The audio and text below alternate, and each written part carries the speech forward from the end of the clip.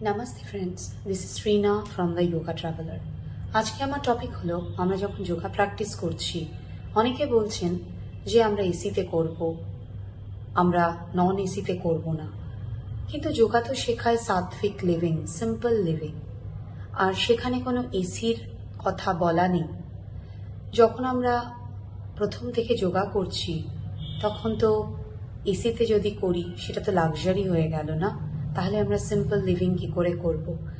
আর আমাদের সোসাইটিতে যারা আইটি সেক্টরে কাজ করছে, ব্যাংকিংয়ে কাজ করছে, তারা ম্যাক্সিমাম টাইম এসিতেই থাকছেন এবং সেক্ষেত্রে তাদের কার্ডিওভাস্কুলার সিস্টেমটা ওভার অ্যাক্টিভ হয়ে যাচ্ছে, সেই জন্য তাদের নানা রকমের প্রবলেমও হচ্ছে।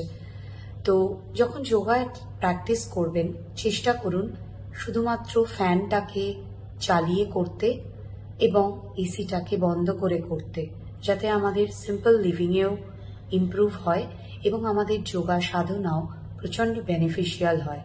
Thank you so much. Have a happy life, healthy life.